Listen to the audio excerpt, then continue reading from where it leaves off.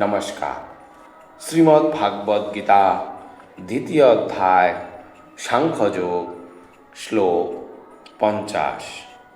বুদ্ধিযুক্ত জহাতিহ উভে সুকৃত দুষ্কৃতে তস্মাৎ যোগায় যুজস্ব যোগ কর্মসু কৌশলম।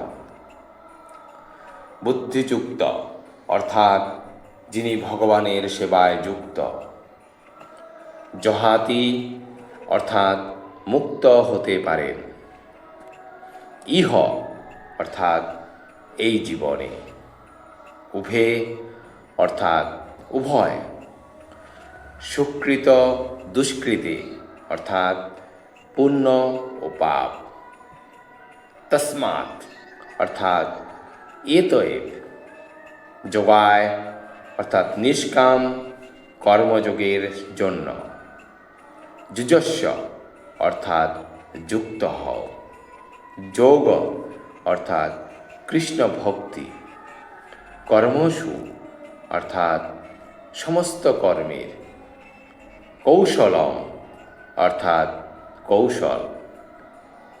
অনুবাদ: যিনি ভগবত ভক্তির অনুশীলন করেন তিনি এই জীবনেই পাপ ও পুণ্য উভয় ফল থেকে মুক্ত হন। অতএব তুমি নিষ্কাম কর্মযোগের অনুষ্ঠান করো, সেটি কর্মকৌশল। তাৎপর্য: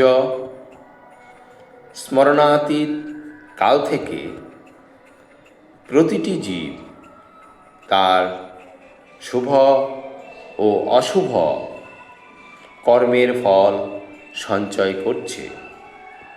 এভাবে অজ্ঞতার অন্ধকারে নিরন্তর আচ্ছন্ন হয়ে থাকার ফলেই জীব তার স্বরূপ ভুলে গেছে।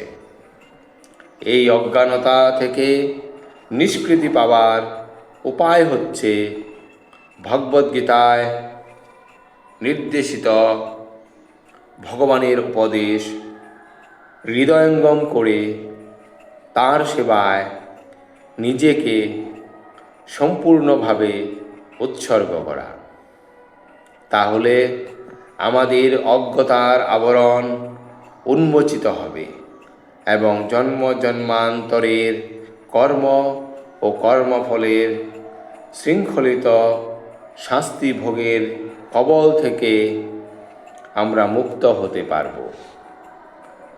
তাই সমস্ত কর্মফলের প্রক্রিয়াকে পরিশুদ্ধ করে তোলার পন্থাস্বরূপ কৃষ্ণ ভাবনাময় কর্মে নিযুক্ত থাকতে অর্জুনকে পরামর্শ দেওয়া হয়েছে। ধন্যবাদ।